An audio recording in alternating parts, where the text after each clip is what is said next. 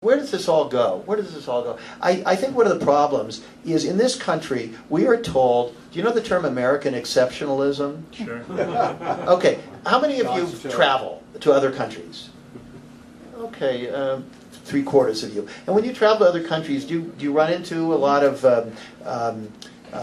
English exceptionalism and Paraguayan exceptionalism? You really don't run it. They don't. The anthems, when there's a war, the journalists don't necessarily have patriotic music and flags waving, because right away when you're a journalist, if you're covering a war, you're not really supposed to be saying, how are our boys doing? Even if they are your boys, that's not your job, And so we have a problem in this country that we are so heavily indoctrinated, really from birth, and at all of our sporting events, and at all of our concerts, and at everything else, we're constantly indoctrinated and encouraged essentially not to ask any questions. Listen, I love my country. I think the people who love their country are the ones who don't make excuses for it. I really believe that. And so, but what troubles me is something that Franklin Roosevelt once told me. No, actually, he didn't tell me, but he told it to somebody else. He wrote it, and there's a reference to it in Family of Secrets. He wrote a letter when he was early in his term, and he said, you and I both know, this was to a top advisor to Woodrow Wilson, he said, you and I both know the power is not here in Washington. The real power in this country resides in the great financial centers. Now think about it, that was 1933. That's 80 years ago. And what has changed? It has only gotten that much worse. And so Franklin Roosevelt understood that he was up against very, very powerful forces. And do you know about the coup against Franklin Roosevelt? Smedley. Smedley Butler, the Marine general. Yeah. If you want to read the book, Sally Denton, I don't know if Sally's here, but Sally lives here in Santa Fe, and she wrote a book. It's probably in the bookstore. About Butler? About the coup against FDR. The Wall Street people recruited a World War I hero and wanted him to stage a military coup against Roosevelt. And for your information... It's a YouTube video. You can actually see him saying it on YouTube. There were actually congressional hearings, and it's not in any textbooks or anything. And they just kind of...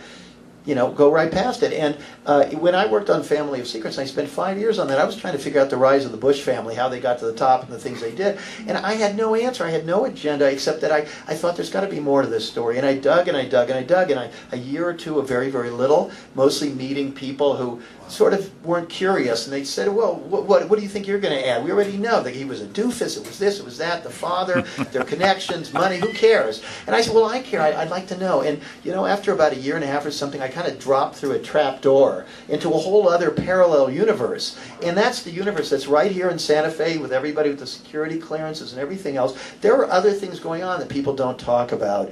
It's a complicated world. And our media, unfortunately, gives it to us like it's all baby food. And they really don't try to kind of contextualize anything. And so, when I looked at that, I saw that every single president of the United States had problems. Now, you could say it was an accident, what happened to Warren Harding. You can say problems Wilson had when he didn't want to go into World War I, and what happened to him around the time of the League of Nations when Allen Dulles was a young negotiator, and they were encouraging Wilson, let's go in and grab our piece, colonially speaking, of all the spoils, and Wilson was uncomfortable with this. The truth is, the more you look into it, the more you find that presidents are people like us. But they're people who are seen by somebody as someone who they can ride them.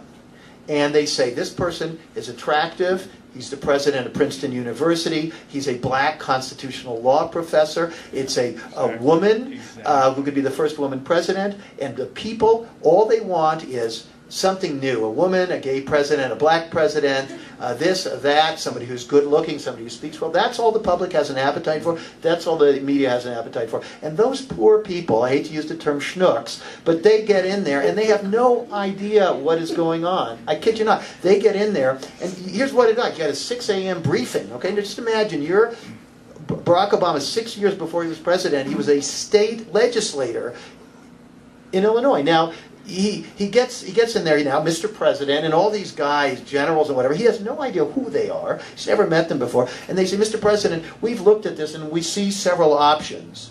Already he's lost. And so the system itself is very, very problematical. John F. Kennedy, somebody here quoted, I don't even remember, I guess it's in my book, the reason Kennedy was killed was because he thought he was president. you know, they get in there and they sort of think, you know, Obama thinks, yeah, I'm going to pull out of Afghanistan. They go, sir, no, you're not.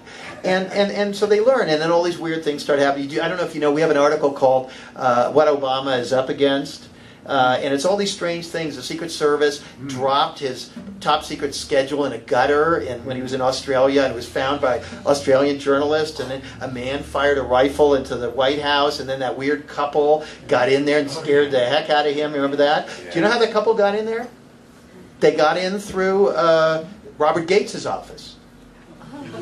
You know, I wrote an article about it. Never got picked up by the mainstream media. How did they get the passes? Who was helping them out? You know, I mean, this is important because Robert Gates was Obama's what? He was his Secretary of Defense, but he was also before that the Secretary of Defense for George W. Bush, and he was also the CIA Director for George H.W. Bush. Do you start getting the picture here? There's a kind of a continuity, and in a sense, both political parties are sort of branches of the same thing, and this is why.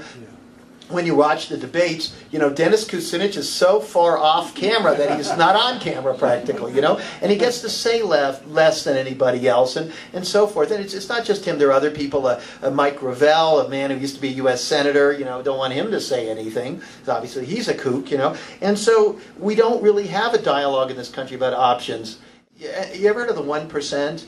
And by the way, I got nothing against the 1% because, you know, we solicit donations, and there are some wonderful people. Some of the richest people in this country are as upset as you and I are, maybe one or two in this audience, as upset about what's happening in this country and want to do something about it. So it's really not us versus them on that basis. It's us versus them in terms of the people who care about other people and those who don't.